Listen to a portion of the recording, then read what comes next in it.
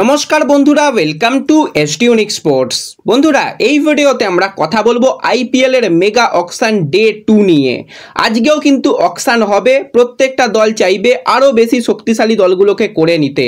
রীতিমতন আমরা highest paid player কিন্তু পেয়ে গেছি এবারে অকশন থেকে। আজকে হয়তো কোনো প্লেয়ারের অত বেশি দাম হবে না, কিন্তু ভালো দামই পাবে বেশ কিছু প্লেয়ার। বেশ কিছু শেষের দিকে আমরা বড় চমক দেখতে পেতে চলেছি। তো কোন দলের কাছে কতগুলো প্লেয়ার নেবার অপশান রয়েছে, কতটা পরিমাণে এখনো পর্যন্ত টাকা রয়েছে প্রত্যেকটা দলের হাতে, সমস্তটা নিয়েই কিন্তু আমরা কথা বলবো এই ভিডিওতে। খুবই ইন্টারেস্টিং ভিডিও হবে, শুরু থেকে শেষ পর্যন্ত দেখো।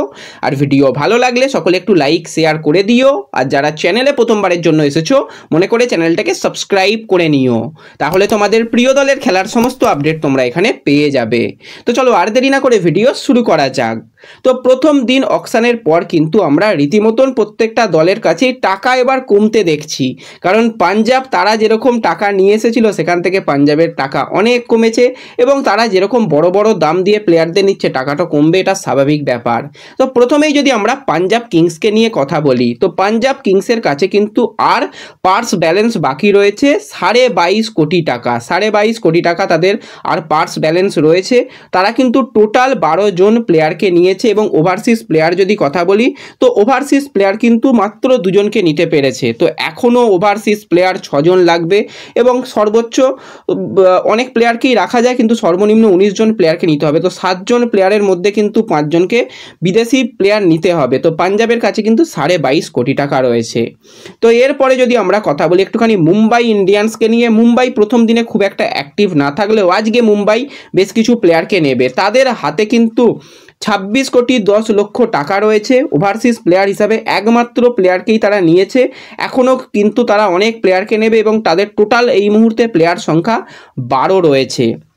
আমরা যদি কথা বলি রাজস্থান রয়্যালসকে নিয়ে, রাজস্থান রয়্যালসের কাছে কিন্তু 17 কোটি 35 লক্ষ টাকা রয়েছে। 4 জন ওভারসিজ প্লেয়ার রয়েছে, আরও 4 ওভারসিজ প্লেয়ার নেবে, এবং টোটাল স্কোয়াডে প্লেয়ার রয়েছে 11 জন। এরপর যদি আমরা কথা বলি আরসিবিকে নিয়ে, তো আরসিবির কাছে ভাই ভালো টাকা রয়েছে। আরসিবি আজকেও বেশ কিছু ভালো প্লেয়ারকে নেবে। 3 জন ওভারসিজ প্লেয়ার এই মুহূর্তে তাদের দলে রয়েছে। টোটাল 9 জন প্লেয়ার রয়েছে, কিন্তু হাতে রয়েছে 30 কোটি 65 লক্ষ টাকা। ভালো টাকা রয়েছে আরসিবির হাতে। এরপর যদি আমরা হায়দ্রাবাদকে নিয়ে কথা বলি, হায়দ্রাবাদের 4 জন বিদেশি প্লেয়ার ওভারসিজ প্লেয়ার হয়ে গেছে, আরও 4 ওভারসিজ প্লেয়ার নেবে। টোটাল কিন্তু তাদের স্কোয়াডে 13 জন প্লেয়ার রয়েছে। হাতে কিন্তু খুব কম টাকা রয়েছে, মাত্র 5 কোটি 15 লক্ষ টাকা রয়েছে হায়দ্রাবাদের কাছে। এবার যদি আমরা লখনৌ সুপার জায়েন্টকে নিয়ে কথা বলি, তারাও 4 জন ওভারসিজ প্লেয়ারকে নিয়েছে। টোটাল স্কোয়াডে 12 জন প্লেয়ার রয়েছে, হাতে রয়েছে 14 কোটি 85 লক্ষ টাকা।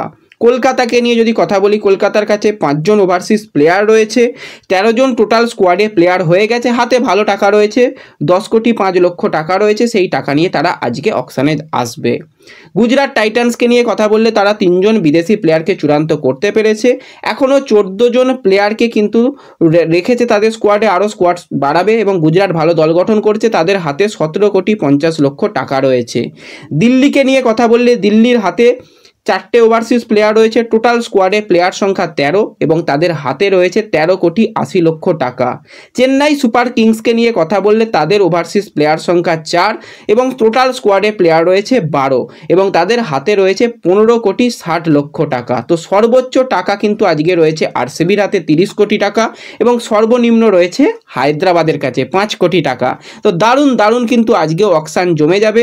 তো অকশনের সমস্ত আপডেট পেতে চ্যানেল সাবস্ক্রাইব করে রেখো, এবং ভিডিওটা প্রচুর লাইক শেয়ার করে দিও। দেখা হবে পরবর্তী ভিডিওতে। ধন্যবাদ।